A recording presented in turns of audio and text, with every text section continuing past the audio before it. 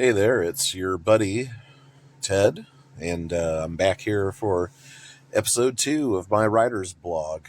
We haven't come up with a really good name for the blog yet, but if anyone has any suggestions, just go ahead and let me know. Today I want to talk about main characters and what being a main character means, and more than that, I want to talk about unconventional main characters, things that become part of your world, not just Bob the Knight going to save Shirley the princess. It's just as important to make sure that the reader experiences a level of realism and detail in that journey to go rescue the princess.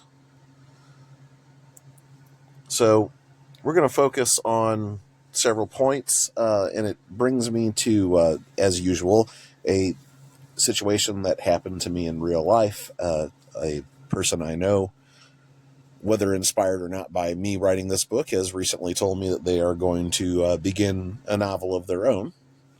And we share ideas back and forth together, and some of them are pretty cool. So one particular day when he was trying to convey to me what he was thinking about main characters and stuff like that, my parting shot was, hey, buddy, don't forget the weather is a main character. And what I'm trying to say is there's atmospheric conditions in storytelling that can be just as memorable as any person doing great or evil deeds in the confines of the book that you're writing. And I think the POV is important. You get to a place with just a narrator, and it's just a description, almost like reading a history book. Whether there is much emotion involved or emotional investment, it's a whole nother matter. I rather write in POV style with a character, I guess, could be the main character of that chapter. Once again, that's a question for people who have probably thought about this much more than I have. But I would say the main character for any chapter is the one who's telling the story, or perhaps a person who's telling the story of the main character. Kind of like Conan's chronicler. Can't remember his name. So some of the things that I use in my book are lunar cycles.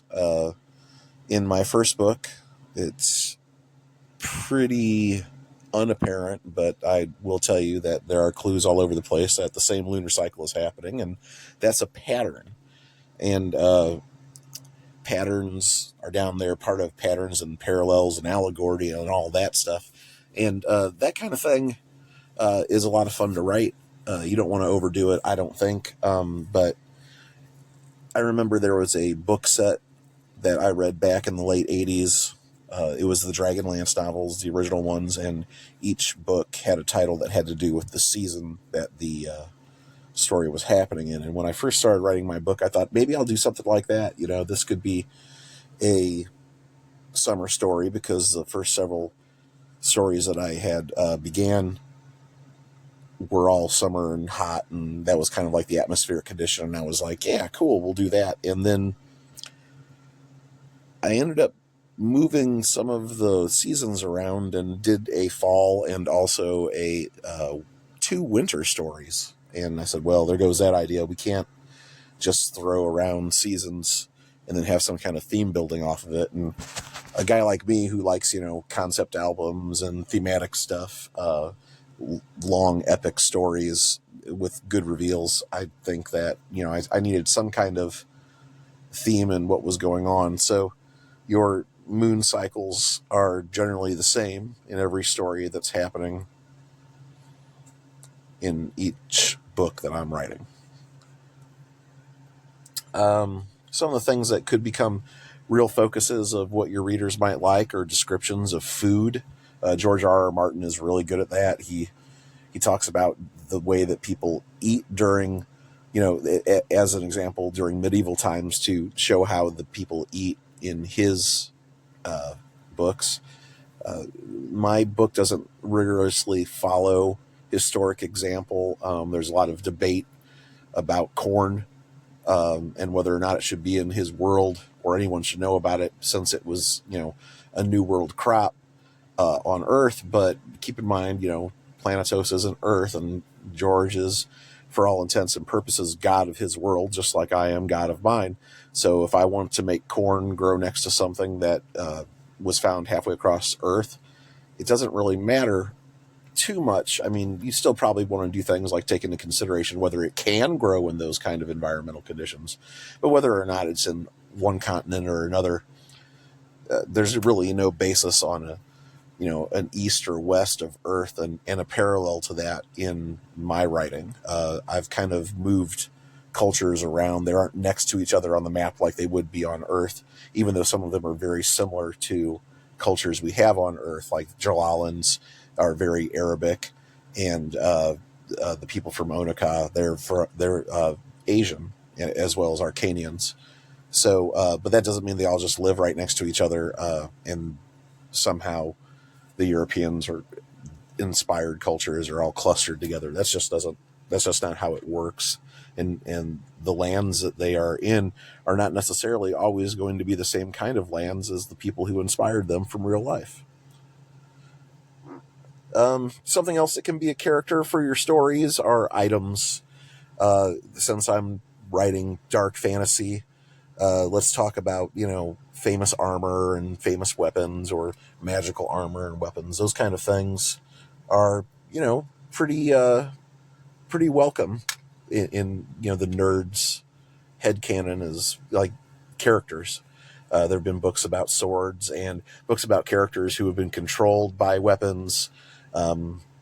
Ideas like putting a helmet on that changes your personality, being quested once you don some kind of armor or something. All these things are really kind of main characters of the story. If they aren't a completely sentient, breathing, choice-making thing, they're still influencing the outcome and the characters that other people would consider main characters. One of the things that I really like is history. I like it really, really well in real life, and because of that, I transfer a lot of historic conditions and plot seeds into the past of my world. And my love for history comes from, when I was in college, I had a great professor. His name was Dr. Ryman Rotes, and he just had a way of grabbing anyone's attention and making them see what was most important about what he was teaching. And if without him, I would have never probably wrote anything like this, because I wouldn't have considered history one of the most important elements when you're world building. And if you world build and then you have to fill in the history later, that could create some problems. So take your major events and get them placed, and make sure you stick with the timeline. I do have some trouble sticking to my timeline within a couple years of when things happen, and have caught a couple plot holes where I tried to put somebody in a place where they could not have been yet, and had to make some changes there. So, history is important, but timeline is just as important, and a good timeline and good storytelling will make them come back for more. Politics and religion, those are really good examples of things that can have a life of their own and be characters in a story. You have, Game of Thrones as another example, you have a lot of political machinations going on there, along with, physical tests between characters as well. But it seems that most of Game of Thrones is political, or A Song of Ice and Fire, as it were. But religion is a whole other matter. There have been a lot of books written about new religions popping up and being problems, new religions popping up and being persecuted, old religions, old gods. Sorry, I twisted the camera on you there. I hope nobody is too bummed out by that. When I think sometimes I move my hands, and since we're recording this on a phone, that auto rotate wasn't turned off, and well, you know what happened. The supernatural is probably a big part of my world building. I wanted to have a fantasy book and a fantasy series, but I didn't want it to be full 4-color fantasy with elves and dwarves and gnomes and stuff running around, halflings or whatever. I figured if there was going to be any kind of prevalent fantasy races, I would build one myself as an experienced game master for Dungeons and Dragons for going on 36 years. I would probably venture to guess that I've got a pretty good handle on what makes for an interesting subrace. I did a lot of culture building in this book, so there are plenty of humans and lots of different kinds of humans. But there are, of course, a couple of things that aren't natural to Earth as we know it, but not nearly as many as you would find in many other fantasy series. While there may be moons on the dragon, so to speak, because that's the way it looks on Karis, you don't necessarily ever see a dragon in any of my stories. They're creatures of myth. Whether or not they exist, nobody who is alive in the current story or any of the stories that I'm telling can tell you. Geography is an interesting way to keep readers, riveted to a subject. It can be its own kind of character when you are portraying characters traversing hard to go across land, a snowy pass, like in the Lord of the Rings, a swampy area. All of these kinds of geography can be struggles and be a real living part of the story. Think about Sam and Gollum and Frodo climbing the steps towards Shelob's lair, and just how arduous and long that part of the trip would take, especially for somebody with, real short legs and arms like halflings and everything. So that was a really good use of geography to become kind of a part of the world, part of that part of the story. It was a character several times as the Fellowship traveled. We're back to patterns and parallels and allegory, and these are things I really like to put in my book. Not allegory so much. There is a little bit of real-world allegory that happens. I do make real-world commentary about things like corruption, lies, war, things that are pretty prevalent of what's going on in the world today, sorry to say. But as far as patterns go, you will see lots of patterns and parallels happening in my books. This story will have repeats of certain types of tellings. It'll be, for example, just one example of what I can tell you just from the first book is you're going to see two different Dusklanders aligned to archons. You have one is Errol, who wants to get aligned because he's having really disturbing nightmares and can't sleep and needs some kind of relief. The other is Kellen the Mighty, who wants alignment because he's returning to his Dusklander roots after being away from his culture for 50 years. He returned to the Dusklands after being gifted some land. So both of those characters, there's Kellen right there, both of those characters are probably just the start of a pattern. I have at least one more alignment story coming, if not more. It's part of the culture of the Dusklander tribes. Many people who seek to become more than just a blade of grass in the field will reach out to these supernatural patrons and become kind of their project, putty in their hands. Each archon has a way that they deal with their thralls, and some of them more kind than others, but all of them need human allies to accomplish their goals. Dirge cannot just cause misery by existing. He has to make misery happen, and there's only so much one body can do. So if he has other people under his control and doing his bidding, perhaps one thrall takes smallpox into a tribe, or another thrall takes vengeance on somebody who had betrayed Dirge, then you have some real consequences. red herrings and Chekhov's guns are interesting ways to mess with your readers. It really does bring something up to me, though. Does everything have to be used later? When we're talking about Chekhov's gun, I mean, I like writing things into the book and people that you will never see again past that chapter, even if I draw attention to them, like I don't know, a sword hanging above a fireplace.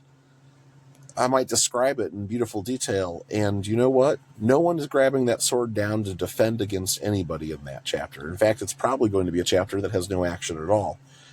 And maybe the sword might make an appearance in another book, so I can satisfy the people who can say I told you so, but there's still going to be plenty of times when I describe something, a musical instrument, like a drum, or a person who the character briefly speaks to and you never see again. Will they be used later? Yeah, probably not. As far as red herrings go, doesn't everybody like to be faked out? But too many twists is a problem. I don't want to play detective when I'm reading or watching a movie or a TV show, and I definitely don't want to listen to a bunch of YouTube theorists twisting a pretty straightforward point. I think everybody gets a little bit too cute. They want something that they can theorize about, and when the truth comes out, they can say, see, I was right, or wow, I can't believe it. What an amazing twist, or whatever. And I do like giving reveals at times when they feel right. And I don't stop giving them.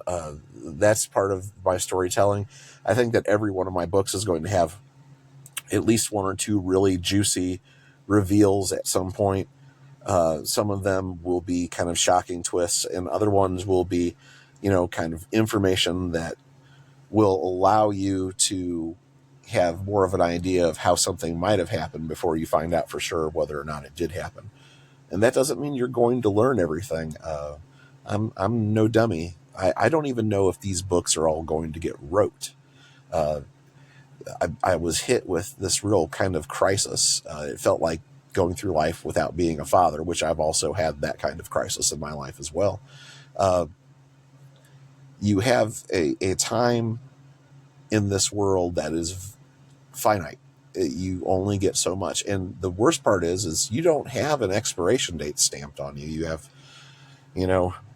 today, and you're hoping tomorrow, and you're hoping a lot more than that. But the point is, health issues, especially surprise ones like, brain aneurysms or car wrecks, those reasons are why everybody should be doing something today and acting like, well, this is my best shot at doing whatever it is I want to do with the rest of my life. And I'm not trying to turn this into any kind of inspirational, but what I'm saying is I don't know if even all these books will get wrote. I'm outlining them and detailing what's coming as much as possible. So when I write them, there's little surprise and no straining over how's this going to go, which I think is a real problem some authors have when they spread out. They say, oh, I just spread out and I don't know what I'm going to do with this character or that. I'm telling you right now, every character in my book, I know exactly how their ending is going to happen, when it's going to happen, and how they're going to contribute to the main theme of the story. I think that kind of foundational planning for your story is so important, so you don't get bogged down during the actual task of writing, which can be a real joy in itself. The composition of how conversations go, that you haven't outlined too much, just one little note, and then you get to craft that whole conversation, and it can just fall out of your fingers like water, or it can be a struggle as you try to remember whether this character was in a certain place, or you don't really know exactly what you'd planned to do with them, and that's not going to work. Now I'm going to have to go back and erase this or retcon that. Just build their contribution into your story. Build their fate into your story right off the bat. This is the character that I'm making. He is going to be raised from the dead. His spirit will be used to guard this particular place, and he will eventually be set free by a distant generation later, who wants to free this, his family from this curse.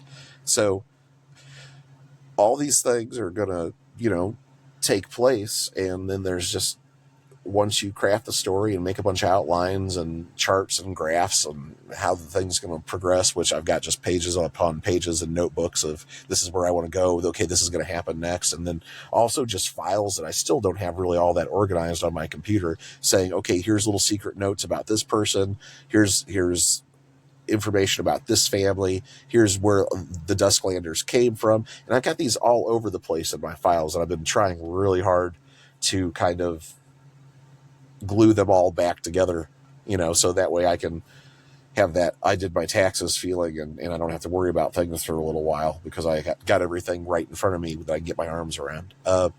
So organization is good, foundational writing is good, and it lets you do the tasks that you love without a whole lot of brain activity. Because when I write, it's almost like I'm seeing the story in my head happening, hearing the conversations happen, and I'm trying to transcribe them as fast as possible.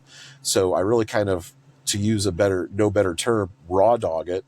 And by the way, Gen Z and later, you guys are using that term wrong. But I raw dog this thing, and just because of the same friend who said he's writing now, it had informed me that there was a better way to write things. You could get your ideas on the page fast, go back later, add your punctuation, quotation marks, maybe little action phrases between those quotes. And when I started doing that, I realized I could fly. So with that kind of advantage, I just know that with all this foundational stuff set, the rest of the books will come pretty fast. Not too fast. I'm expecting maybe 6-7 months on each one to compose, finish edit, and then get off to agent/literary editor. I'm still in the works there for that. Next week, I start painting the cover. I don't think I'm going to be able to get it done in a weekend, but a couple weeks. I was a relatively accomplished painter during my tattoo career. So what I'm going to do, because I can't seem to get any of my artist friends to give me a hand, even though maybe later they might wish they had, looks like I'm making the cover and the interior illustrations myself. That's right, people. I write the book. I edit the book. I paint the cover. I do the interior illustrations. And I drive the bus to the stadium. Anyway, that's about all I want to talk to you guys about today. Don't forget that the Moondragon's Lament Book 1, Dusklander, will be released fairly soon. So get excited, tell your friends, and like this video and subscribe. Thanks a lot. We'll see you guys next time.